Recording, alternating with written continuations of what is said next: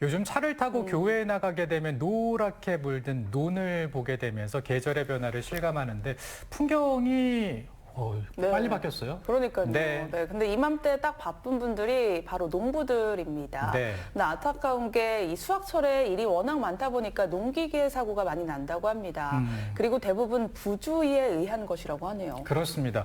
그래서 오늘은요, 그 가을철에 많이 발생하는 농기계와 이륜차 사고에 대해서 살펴보겠습니다. 원광대학교 소방행정학과 조송 교수와 함께하죠. 어서 오십시오. 안녕하세요. 네, 실제로 농부들이 당하는 사고의 대부분이 농기계 사고라고 하는데 수확철에 얼마나 많이 발생하는 겁니까? 보통 연간 농기계 관련 사고가 한 1,500건 정도 보고가 되는데요. 네네. 가장 많은 계절이 이제 가을 그리고 봄철에 5월, 10월 이렇게가 많이 발생하는 계절입니다.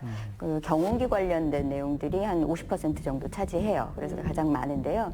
일반 교통사고에 비해서 이제 농기계 관련 사고들은 좀 위험성이 높은 것이 치사율이 굉장히 높다는 것인데 일반적으로 교통사고의 치사율이 한 1.5% 정도 되거든요. 근데 한 10배가량 됩니다. 15.2% 정도가 이제 치사율로 나타나고 있기 때문에 조금 더 위험성이 큰데 특히 이제 고령 운전자 비율이 좀 높고요. 아무래도 이제 농기계 관련 사고 가운데 사망자가 한 228명이라고 하면 그때 이제 78% 정도가 65세 이상의 고령자입니다. 반면에 이제 40세 이하의 사망자들은 굉장히 적은 숫자로 나타나는데 이것은 농기계 사고가 젊은 층에게 안 위험하다 이런 차원이 아니라 그만큼 이용하시는 분들 가운데 고령이신 분들이 많다 이렇게 봐야 되고요.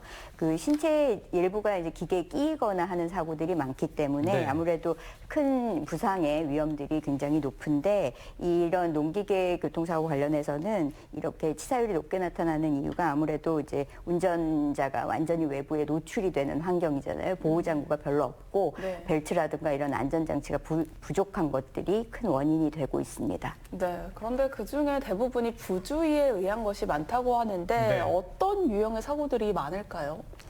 보통은 이제 기계 관련이기 때문에 사용상의 이제 부주의한 면들 이런 것들이 많이 지적이 되고요. 이게 운행을 하는 기계이다 보니까 교통 관련해서 안전 의무를 불이행한다든지 중앙선 침범 같은 이제 법규 위반들이 꽤 있어요. 그래서 그런 그 내용들을 보면 사실 농기계가 속도가 빠르거나 이렇지는 않지만 아무나 운전할 수가 있잖아요. 그런 측면에서 이제 위험성이 더 노출이 높게 나타나고 있고 또 농기계가 사용되는 이 환경을 보시면 길이 구불구불하다던가 평평하지가 않다던가 이렇게 노면이 이렇게 고르지가 않은 문제들도 있고 또 수풀이 우거져 있거나 하게 되면 경계부가 어디인지 잘 보이지가 않죠. 판단하기가 어렵기 때문에 운전자가 운전하기도 사실 쉽지가 않습니다. 무게가 나가는 기계이다 보니까 경사가 가파를 경우에는 오르막이나 내리막 모두 이제 위험성이 더 고조가 되는 경향들도 있어요. 그래서 사실상 대부분의 사고들은 다 사용상의 부주의 이렇게 지적을 하고는 있습니다만 이렇게 개인의 부주의다라고만 넘겨버리게 되면 사실 우리가 안전관리하기 굉장히 어려워지거든요. 이게 실제로 위험성이 높은데도 면허 없이 아무나 이용할 수가 있다던가 혹은 안전교육을 제대로 하지 않는다던가 이런 문제들도 있고 농촌에서는 병원까지 이송 거리가 또 멀잖아요. 그렇게 되면 가벼운 사고였는데도 사망으로 이어지는 소생률을 떨어뜨리는 그런 여러 가지 요인들이 또 복합적으로 나타나는 결과라고 할 수가 있겠습니다.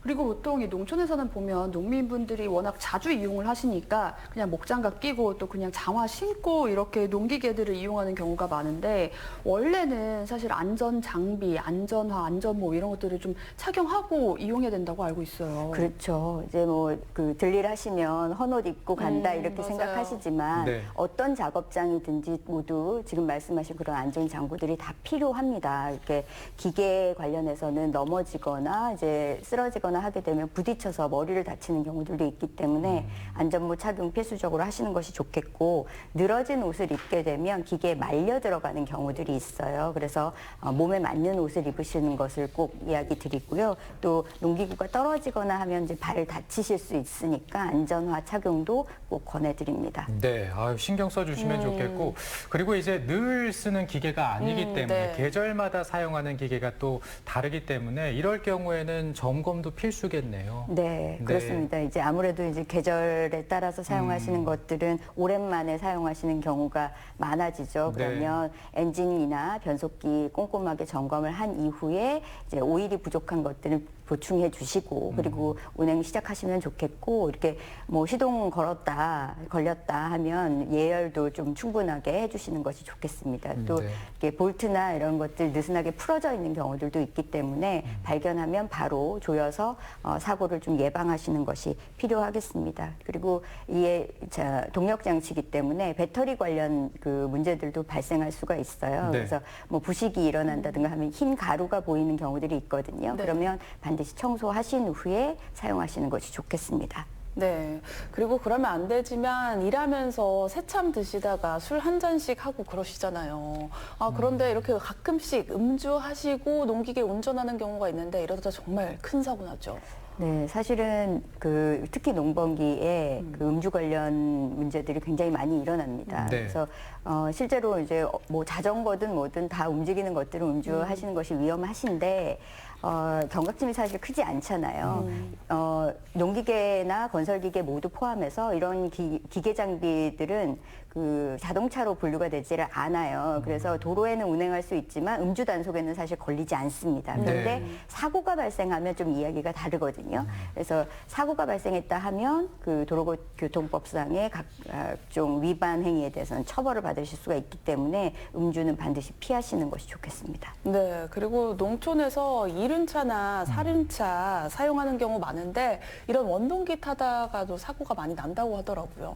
네, 요즘에 그 농업용으로가 아니라 이제 네. 이동수단, 교통수단으로 이 ATV 그 사발이라고 많이 부르시죠. 이런 거 많이 쓰시는데 관련된 그 사고가 많이 보고가 되고 있습니다. 이용자가 그만큼 늘어난다는 이야기가 되는데요. 바퀴가 이제 2개가 아니라 4개로 운영이 되다 보니까 운전 경험이 없으신 분들도 이렇게 쉽게 접근을 하실 수가 있어요. 뭐 선물도 많이 드리고 이렇게 하거든요. 근데 사발이라는 게 이제 그 회전하다가 이렇게 회전 중에는 코너 같은 데서 넘어지기가 쉽습니다. 그래서 관련해서 뭐 교량에서 떨어진다든가 언덕으로 구른다거나 아니면 그 옆에 있는 시설물에 머리를 부딪혀가지고 숨지거나 하는 사고들이 많이 보고가 되고 있기 때문에 사실 각별한 주의가 필요한 교통수단입니다. 네, 정말 많이 조심을 해야 될 것 같습니다. 그리고 또 시골은 인적이 드문 곳들이 있잖아요. 이런 곳에서 사고가 나면 또 발견이 쉽지 않기 때문에 더욱더 위험할 수도 있을 것 같아요. 네, 맞습니다. 이게 소생률을 떨어뜨린다, 아까도 말씀을 드렸는데요. 혼자 있다가 사고가 나게 되면 아무래도 발견 시간이 늦어질 수밖에 없고요.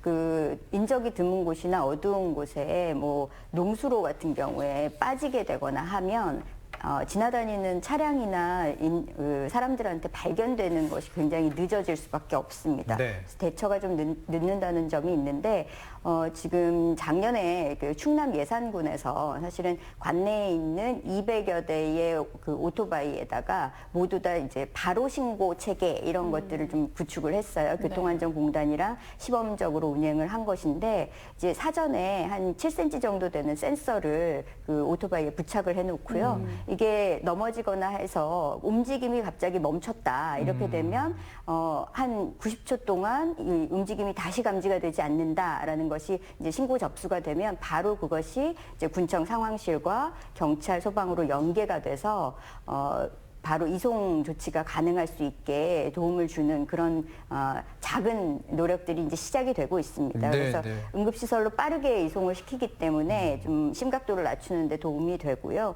그리고 구급차 출동 시간을 70% 이상 낮추는 효과들도 있고 실제 그 생명을 살린 사례들도 보고가 되고 있어서 뭐 우리 지역에서도 한번 그 도입해 보면 어떨까라는 생각이 듭니다. 맞습니다.